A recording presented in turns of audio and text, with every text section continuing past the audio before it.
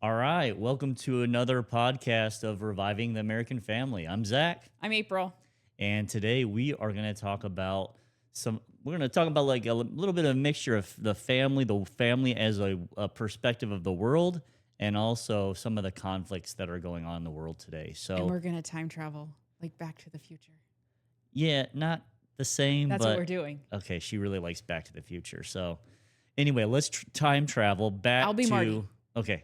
You be Marty, and I'll be the old guy with It's the white Doc. hair, Doc. Emmett Brown. Okay, sorry. Come on, get with it. I didn't watch it as much as you did. Okay, I've seen it a million times. I know. All right, let's go. So we're taking time traveling back to right after the flood because we don't want to land that sucker in the water. He built it. It was a train, right? It was a It was a It was train. the Then car the third and then one. and then a First train. it was a DeLorean, then it was a train. Never did a boat though. Never did a boat. It's got to be after the flood. So when We the should water make a number 4. when the water resides, we can land it. Yeah. All right. So Noah, we got Noah. Noah has 3 sons, Shem, Ham, and Japheth. I don't know if I'm saying the last son's name right, but that's okay. They all they landed in the Middle East area. We don't know exactly where they landed. I know there's been people that think they found it, and it's on a mountain. You can see like a Or it is the mountain. indention, or it is the mountain. So, but we do know that the family kind of restarted there because, of course, we had Adam and Eve first, but the flood wiped everybody out except Noah's family. So it restarted in the Middle East. And then these 3 brothers are really kind of like the fathers of multiple nations. And it's all one family with a bunch of cousins. And you're going to see they fight a lot over territory and religion and some other things. So You'll see this again later in history with World War I. yeah, A bunch of cousins fighting. a bunch of cousins fighting. It always seems to be the cousins. Yeah. So Extended family. They're rough. yeah.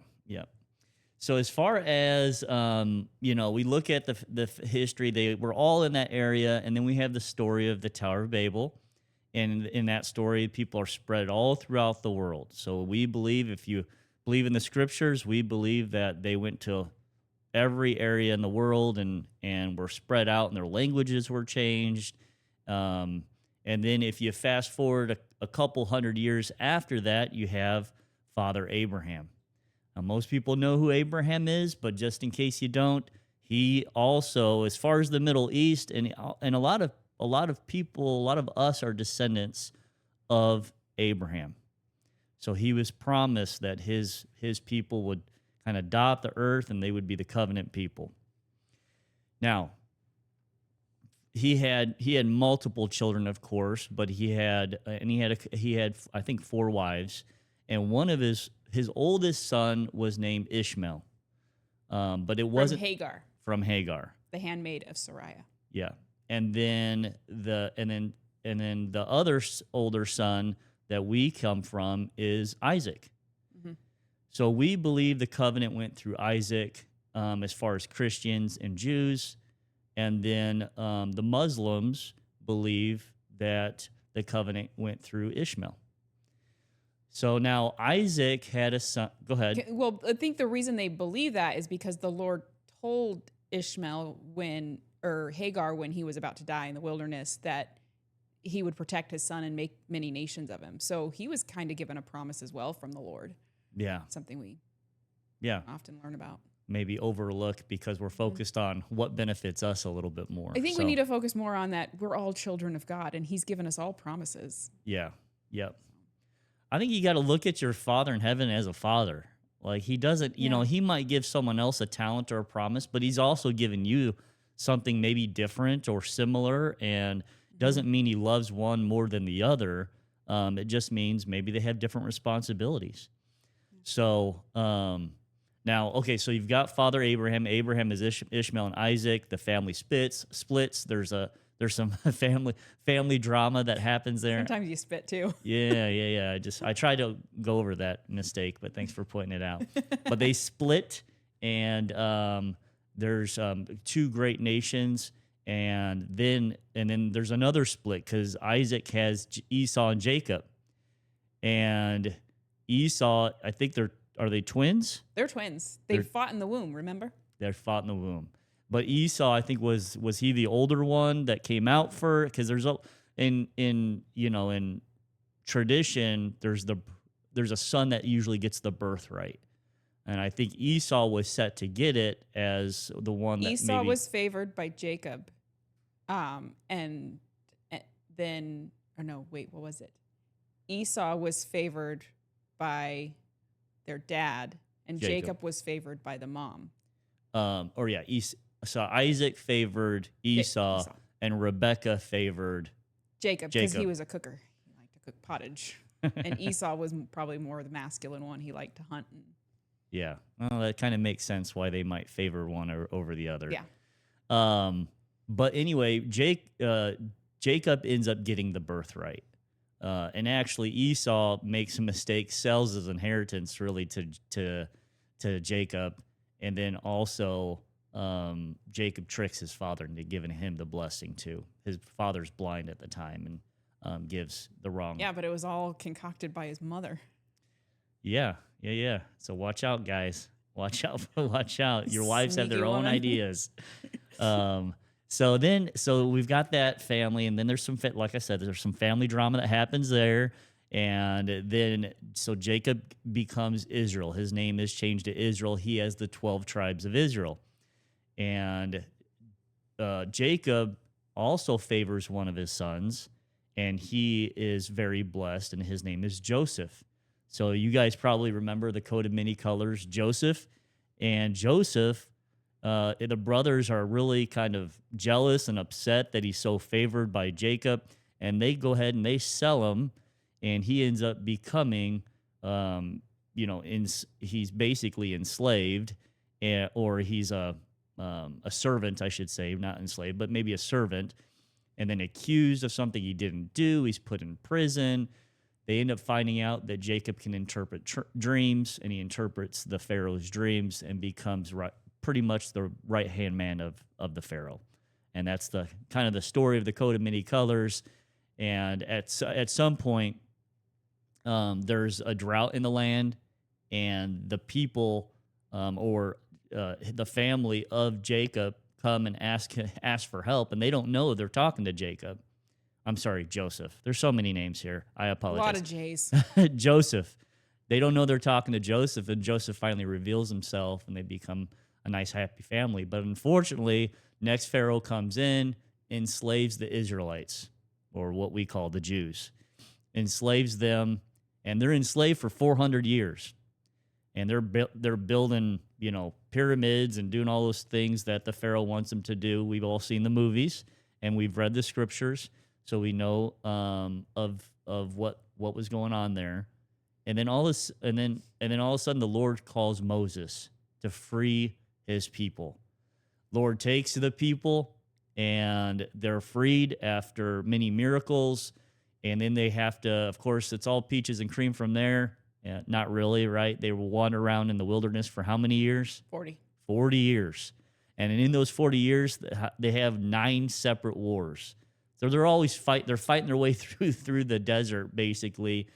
And it doesn't really take them that long to walk that far, or take them that much time to walk that far, but they got punished for being disobedient, and the generation had to pass. Moses actually never even went into Israel.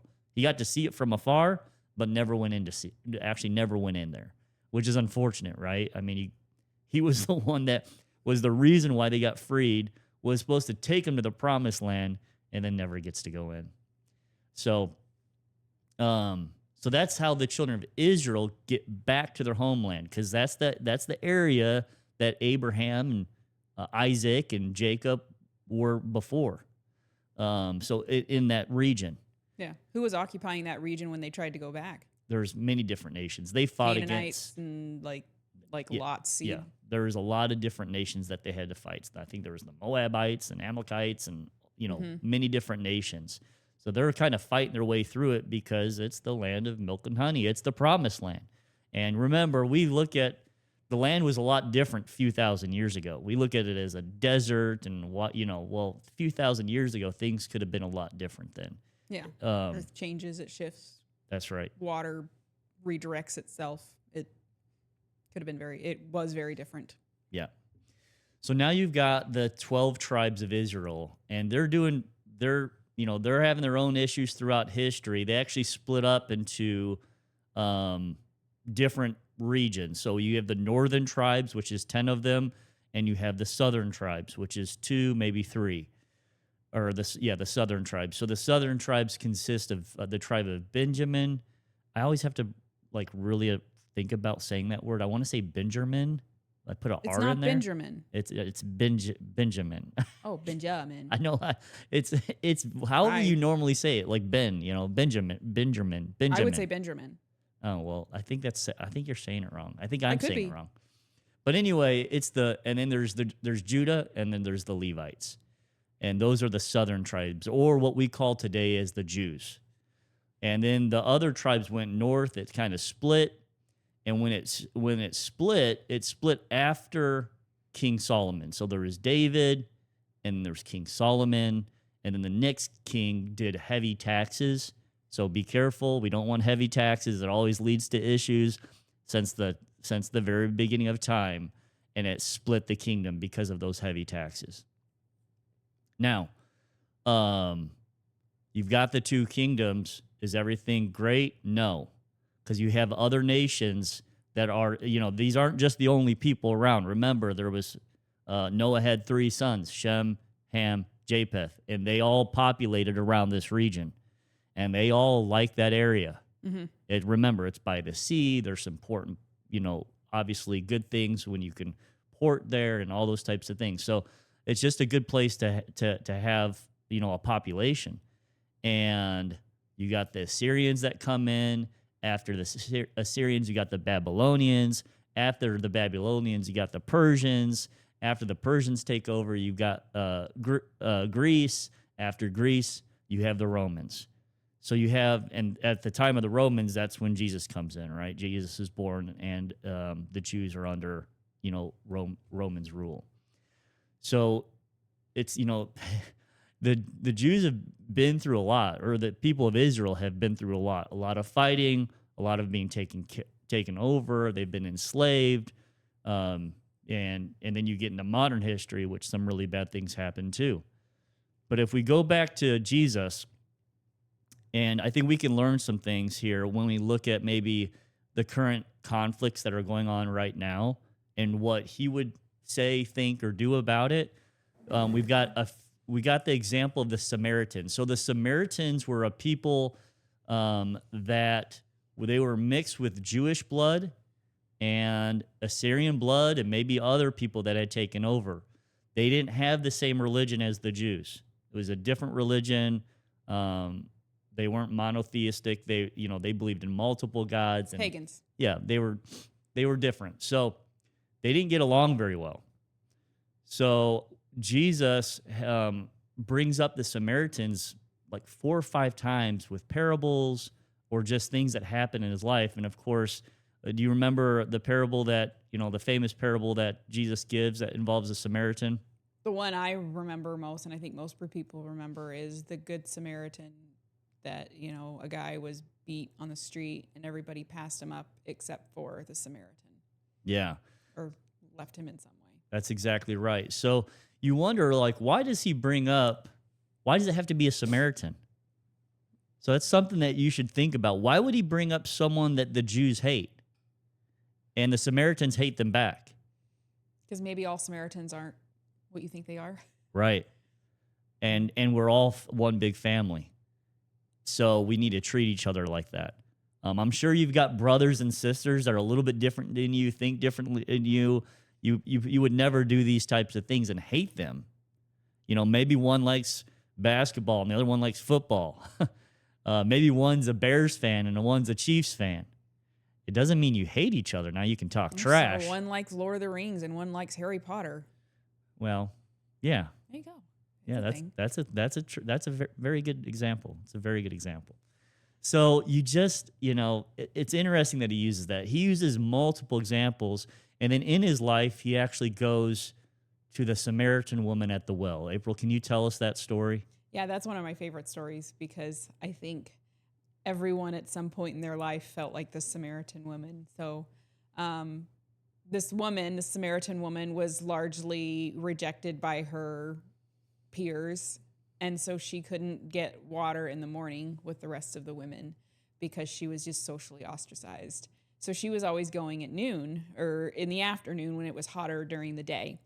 And, back in the day, the well was kind of like the social gathering for the women. They would kind of chitter chat, gossip, and then they'd go their way for the day.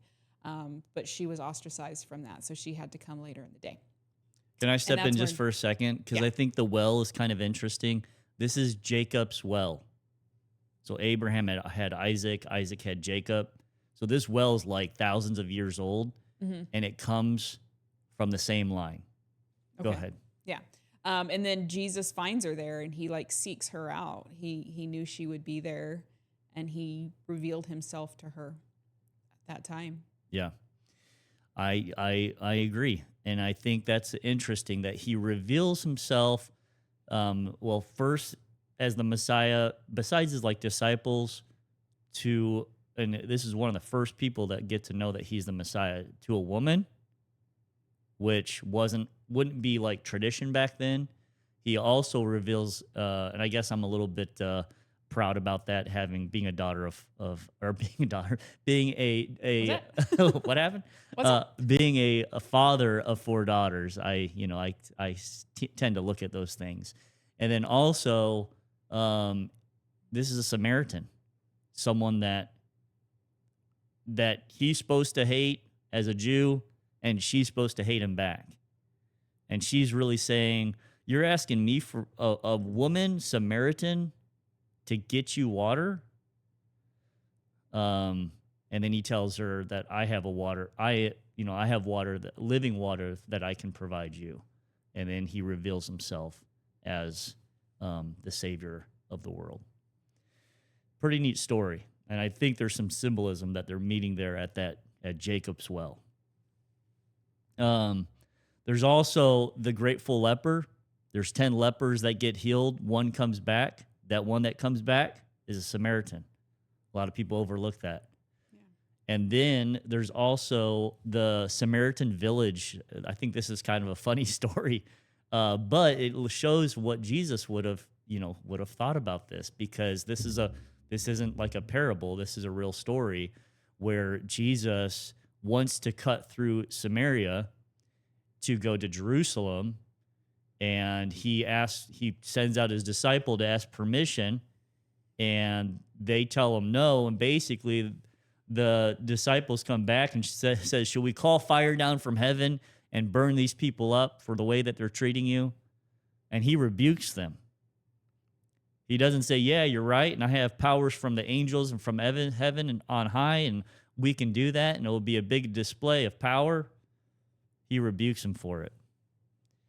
So I think we can learn a lot about how to treat others, even our worst enemies.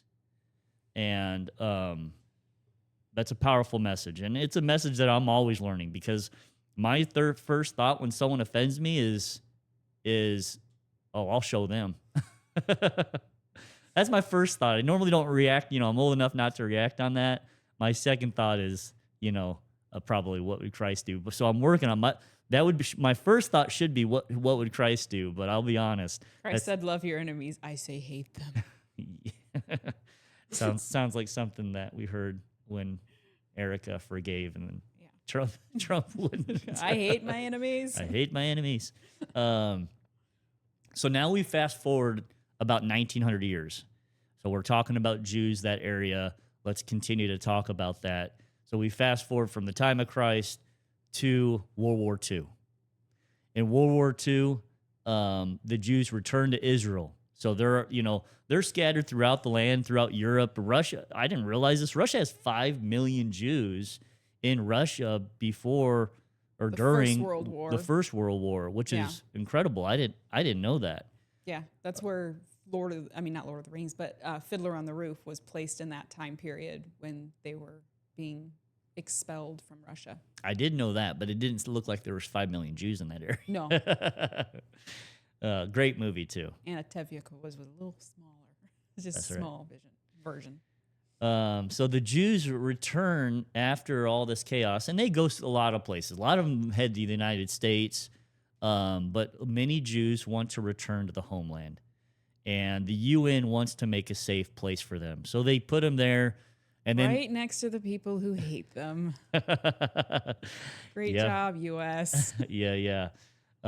So they put them there, and there's been basically conflict after conflict ever since. Yeah. So 47 or I think it was like 47 to 49 or 48 to 49.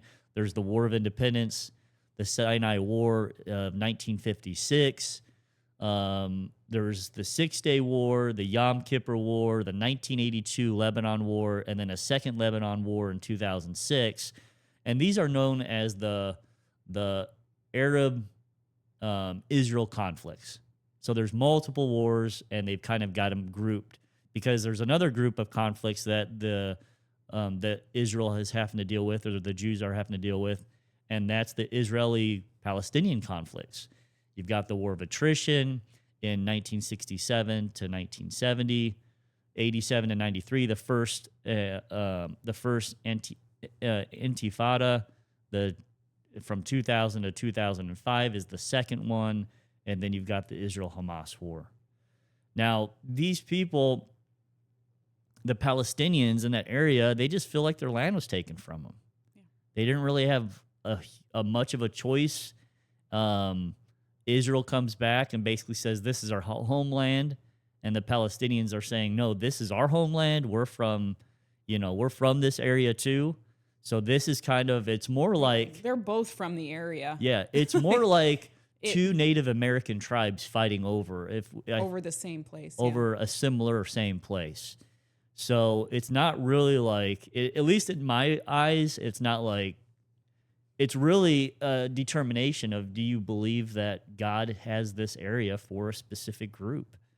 That's how it was in the ancient times. I don't know if that's how it's exactly supposed to be now, but that's what's going on right now. They both think they deserve it. And unfortunately, right now, the Palestinians, I think in 2007, voted in Hamas as their government, but they're really just a terrorist organization that have been, I looked this up over, since the start of Palestine, they've shot over 10,000 rockets and mortars into Israel. Yeah, they don't want them there. And Israel has the Iron Dome that we gave to them to protect them. Much needed. But when you look at it, you're like, well, no wonder why Israel's kind of reacting the way that they are. Plus, in addition to that, of course, in October 7th, they came over the wall and had 1,200 people that got just took massacred. Some Americans too. Killed how many Americans? I don't know the exact amount, but there was people with American citizenship that were. There was 4. There could have been. I don't know. I don't know. So there's just been war after war after war. Now, some of you might be saying like, "Oh, well, yeah, those people just like to fight over there." That's what they do. That's what I would say. Yeah, that's what it seems like when you look at it. But you could also have to kind of look at yourself, look ourselves in the mirror. How we're a lot younger nation than most nations, and we've been in, of course, the Revolutionary War, the War of 1812, all the wars against the Native Americans, the Civil War, World War I, World War II, the Korean War, Vietnam, Desert Storm, the war in Afghanistan, the war in Iraq. So we've had a lot of wars over over about 250 years, a short period of time. Yeah.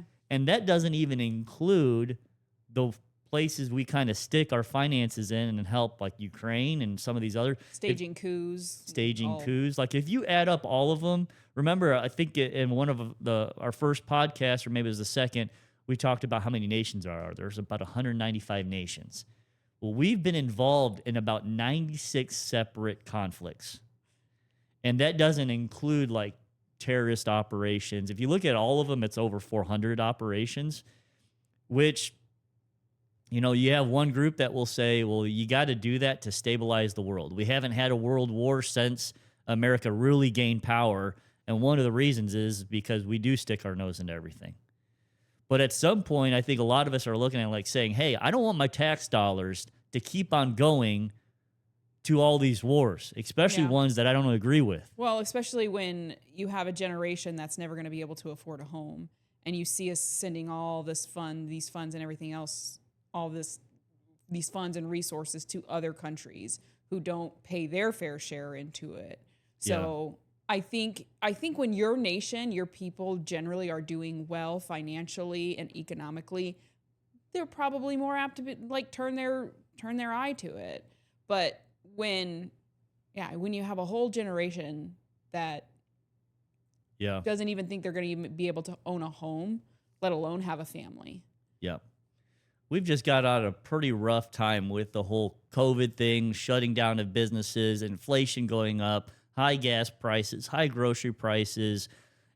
Like you mentioned, real estate is crazy. Yeah. I'm looking at my daughters and saying, how are they going to afford a home when the average like price of a new home is $430,000?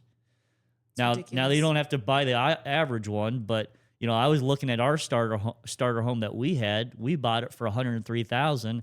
That home is close to $300,000 now. Insane. That is a small home. It was a 1,200 to 1,300 square foot home. One bathroom. One garage. One bathroom. Corner lot though. Big lot. It was a corner lot, I like but the lot. not $300,000. I would not pay $300,000 for that home. Yeah. So I mean, so we're looking at it. At least my generation, the millennials, are looking at it. We've got kids that are growing up. Those kids are looking at, you know, I don't want my kids to have to live with me. You know, I'm one of those guys where I say, when you're 18, 19, you're out. But I'm also looking at them saying, how? And I've got to come up with a good game plan for them. But it's making life a lot harder. And when we want to use our tax dollars, we need to be a lot more pickier. Yeah. And they're trying to convince you to use your tax dollars for war when you can't. Your kids are not going to have nearly what you had. Yeah, that's exactly right. It's a hard sell when your own citizens are struggling themselves financially. And then on top of that, it's like, you know, I look at everybody as my brother and sister. I don't love the idea of going to war, number one. Sometimes it's necessary. Sometimes fighting is necessary. It's unfortunate, but there's some bad people out there. So we got to take off our rose-colored glasses, and, you know, not everything is hunky-dory in the world. Many people are suffering from other people. So I think you have to look at it in that way and make some decisions that could be tough. But, you know, every decision they make needs to be also somewhat of a financial decision, not for just the United States, but for the people and how it's going to affect us. Because I think you got the military complex. You got a lot of people that can make a lot of money off of these wars, banks, and, you know, there's a lot that goes on. There's that behind the scenes that I think most Americans don't even think about. Mm-hmm. And we've got to think about those things. But bringing it back to the family, look, we are all family. We should all look at, you know, the Jews and the people, the Palestinians. Jews, they are closely related. We are closely related to them. So just, you know, we just want to look at this and say, how am I going to treat my brothers and sisters? And more important on top of that, we're all brothers and sisters of one Heavenly Father that loves us and cares for us. That doesn't mean we have to be naive. So I don't want people to think, well, Zach and April, they don't think that war is good at any time. No, we definitely think it's good at some points. World War II was necessary in my mind. World War I was a bit of a farce, but yeah, World War II is definitely a necessary war we had to be in. Yeah. So I just want to end on that, you know, I want us, and there'll probably be a part 2 of this where we go into a lot more detail of the Hamas Israel conflict, and we talk a lot more about that. But first and foremost, before we do that, we're all brothers and sisters. We got to treat each other like that. Thank you for listening today, and we'll talk to you guys soon.